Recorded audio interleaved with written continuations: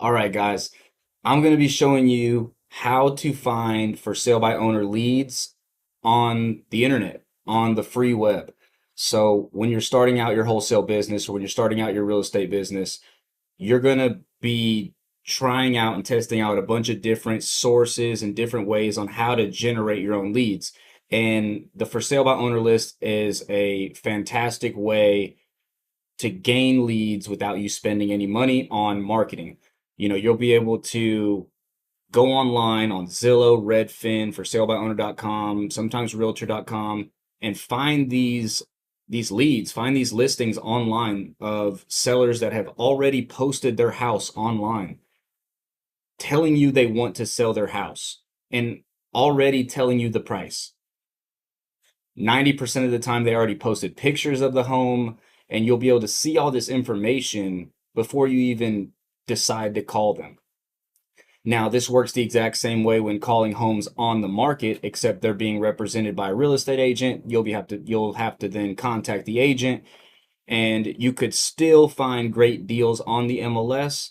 Now, direct to seller is what we generally like to teach to our guys to help them get a lot deeper deals, a lot better deals with lower, of course, lower buy-in prices. So I'm going to show you guys how to go on Zillow, on Redfin, for salebyowner.com to find for sale by owner leads. Now there's other websites. You could do Craigslist, you could do Facebook, but I personally don't suggest it. You can find deals. There's ways to find deals everywhere, in on every site probably. But let's just stick to the major sites right now: Zillow, Redfin, and for salebyowner.com. So when you're going on Zillow, and let's say that you picked out your market that you wanted it to be Houston, Texas. So Houston, Texas is your market that you're looking to buy properties in. On Zillow, you would put Houston. So these are the homes in Houston. Okay, let me see if I can reset these. Reset all filters. So this is homes for sale in Houston, 13,000 homes for sale in Houston. These are some on the market with a real estate agent, some on the market but for sale by owner. Okay, so we're going to generally pick the type of home that we're looking for. So I'm going to put 3-bed, 1.5 bath, or I'll put 3-bed, 2-bath, and I'm going to put only homes as in single family homes. So I don't want townhomes, I don't want condos. I want to put myself in the best position to win. So if I do start calling these for sale by owner leads, I'll be talking to a homeowner of a single family home, 3-bed, 2-bath. My favorite type of property to get under contract because it's the most popular property for a family to purchase. So after I get the home under contract, I'll be then selling it to an investor that will sell it to a family. Okay. You always want to put the exit strategies first. So homes.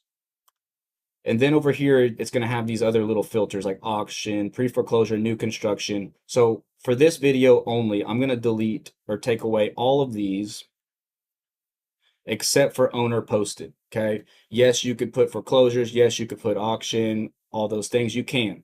But for this video, I just want you to see the ones that are posted from the owner that they want to sell. So owner posted. Coming soon, accepting back offers. I'll just leave this to coming soon. Let's see, square feet. I'll put 1,000 to 2,000. Lot size, I'll leave it. And you can even generally put the year built. Now, year built, I'll just put a minimum of 1950. And then why 1950? You have to think if the home is older, it probably has more things that need to be fixed or repaired on it versus a newer home. So just thinking about how I will present this to an end buyer if I get someone to say yes. Of course, the newer a little bit better. 1970 and a little bit newer is always going to be a little bit more eye appealing when you're showing it to somebody. So 1950, probably the lowest I'd go. Days on, let's just leave it the way it is. And then keywords. A trick that I like to use when putting in keywords is TLC. That stands for tender, loving, care. It sounds silly, but this term in the keywords, a lot of real estate agents and a lot of people that have their homes posted for sale by owner use TLC, basically stating the home's going to need some work in order to be resold. So I'll hit apply. Now there's only 2 homes here that show, but that's only because I only picked one city. So you have the address. Let's click on this one right here. It's posted 7 days ago. You have the address. You have a couple pictures. So you'll be able to comp this property before you even talk to this owner, right? You'll see investor special. That's another keyword that you can put when you're searching right here. There's been a lot of people viewed it in the 7-day period. And then right here, it says owner of the property's phone number. You can directly call that owner right now and tell them that you want to give them an offer for a certain number. He could tell you yes, he could tell you no. But the point of this is how to generate that lead without you spending any money on marketing. Okay, without spending any money on paying a lead provider, without spending any money on, mailers or bandit signs or ads online. You can get this lead just like I just found it in 20 seconds for free. You could do the exact same thing on redfin.com, and then on forsalebyowner.com, you can I'll type in another city. Let's say we typed in Austin, Texas. It's going to show me the for sale by owners properties in Austin, Texas. And then property type, of course, we want single family homes, beds and baths. We could put 1, 2, 3, 1, 2, apply.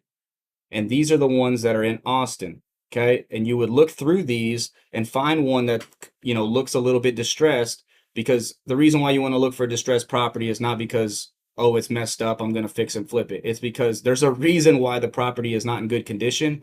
That seller is distressed. You want a distressed seller more than you want a distressed property. Okay. Of course, if you could find a great property in great condition with a distressed seller, they're still going to sell it to you at a good price. Okay. So let's find one if we can. Let's see. This one right here. We click on it. See, the seller wants 70 grand. This is not a single family home. It looks like a double wide trailer, but we're just going to see if we can find the phone number of this seller. Contact seller right here. His name's Juan. Can click on it. I can send him a text, make an offer, and boom. Okay. You can also reverse and skip trace this property from this, and you'll be able to also contact this seller. I promise if I go on to the Austin side of this and go and find Austin, I'll probably still be able to find this seller and his property on here. So like if I go to Austin on Zillow, there's way more than on forsalebyowner.com, which is why I typically only like to use Zillow or Redfin when doing this strategy to find leads and free for sale by owner leads, is because there's just so many of them out here that you can pick from. And it just gives you those reps. So when you're doing this, you're getting your reps in, you're calling 8 to 9 to 10 people a day, making 1 to 2 to 3 offers a day, and hopefully walking away with at least one contract every day. You can click on this one just like I did right here, owner's number right here. And that's how you would go online really quick, find the owner's number, see the address, see if you can give him an offer that he'd like based on your exit strategy on what the numbers you need to be by doing your proper comping and underwriting, and see if you can get them under contract. And that's how you find for sale by owner leads online for free. Now, and when you're looking for your leads online, you want to make sure that you know exactly what you're looking for before you go on there and start overloading yourself with information. So before you go on Zillow, before you go on Redfin and start looking at these properties and calling these property owners, know what you're looking for when you're looking for these leads. Have a certain buy box that you know is what your end buyers are looking for or what you're looking for, right? So you want to make sure you have a buy box that you stick to. What kind of beds and baths are you trying to do? Are you sticking to single family homes? You want to make sure that you stick to that so you can learn that, right? In the very beginning, it's real important to begin your learning process on learning your markets, right? If you keep changing your property type, or if you keep changing your location too many times, you'll never become a pro at learning those markets. So make sure you have a certain buy box that you stick to. Pick your market to fit the criteria. Okay, it's real important that you stick to markets where properties sell, right? You want to sell the most common property for that market.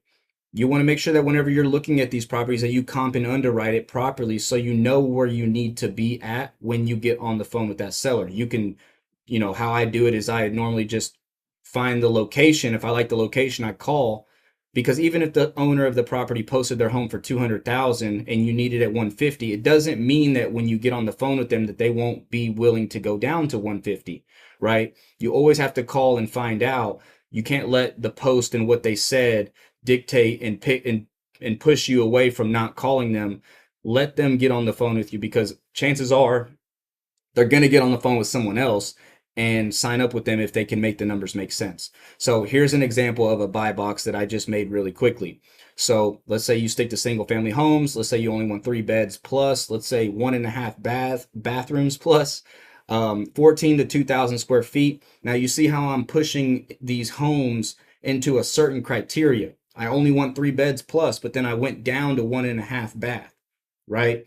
It's real common for people to do 3 bed, 2 bath, but those 1.5s sometimes sell just as well as a 3-2. Now, a 3-2 is going to be better, but 1.5 is not cutting me out of that. And then 1,400 to 2,000 square feet, because in certain areas, 1,400 square feet, 3 bed, 2 bath is exactly what they're looking for. And then maybe in more rural areas, they'll be able to get 2,000 square feet for their budget. Age of the home. You can do, you don't want anything older than 1950. You can also be a little bit more strict where it's like 1950 to 1980.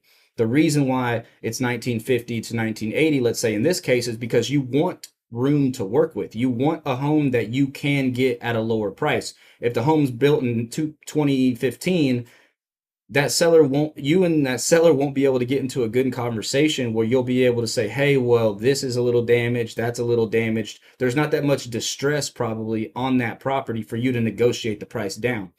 But if it's between 1950 and 1980, let's say, there could be some outdated flooring, could be an outdated roof, there could be a problem with the HVAC, there could be, problems with that homeowner. They might also have a lot more equity in the property if they've owned it longer. So if they bought it in 1980 and they have never sold it before, it could be paid off. You could now get that price a lot lower because they can go lower. If they just bought the house, let's say 5 years ago, they don't have enough equity to go down possibly to the number that you need. Okay. City and county population, you can pick whatever number you want over population. I would like to say the ceiling or the floor on population, if it doesn't have 100,000 people in it, I just wouldn't probably do it. Now, if you're sticking to rural areas, I'm not saying that you can't get deals there. There's deals closed every single day in rural areas. I typically like areas where they have higher in population. More people means more homes being purchased. More people looking for homes means there's more job opportunities. So city, county population over 100,000 or over 200,000, depending on what your market is that you're trying to target. Once you figure out your buy box, you want to learn about your market so you can get those reps in and practice. You want to know some things like the after repair value of these homes in these areas. Like if homes are being sold completely fixed up, what does that number look like? You want to know the as is value of these homes. If they're sold for 400 after they're all fixed up, what are they sold if they're not fixed up? Let's say 400 is fixed up. Let's say not fixed up is 300. Okay, well, now you need to dictate where you need to be able to sell that property, right? You might need to be in the 220 range. You might need to be in the 230 range. So that's how you'll be able to reason. You want to know the days on market for these homes too, so you can pick and dictate your exit strategy. So then you can sell that to an end buyer and tell them, there's 30 days on market for these homes. These homes are flying off the shelf. Or if they're sitting on the market for a very long time, there's not that much buyer activity. It might be a little bit more difficult for you to move that property or turn that property into profit if the days on market are, 100 plus days. You want to know what is selling versus what isn't selling, right? If you're seeing homes that are completely distressed and they're all over on Zillow, they're all over on redfin.com, whatever the case may be, and they're not moving for, let's say 100 grand, and this seller wants 100 grand, they have a home for sale for a price that already still is not selling, right? You want to look and see what is selling. Maybe if the after repair value is being sold for this price, that might be a deal that you can get into, because you could then sell that deal after it's fixed up at a after repair value price. And maybe they only want homes that are fully fixed up in this area, and they don't want distressed properties. Remember that when you're looking on the market, you're looking at properties that have sold, properties that are posted. A lot of them have been sold by real estate agents. So let the pictures kind of tell you a story when you're looking at these properties so that you can make the right decision when giving offers to these homeowners.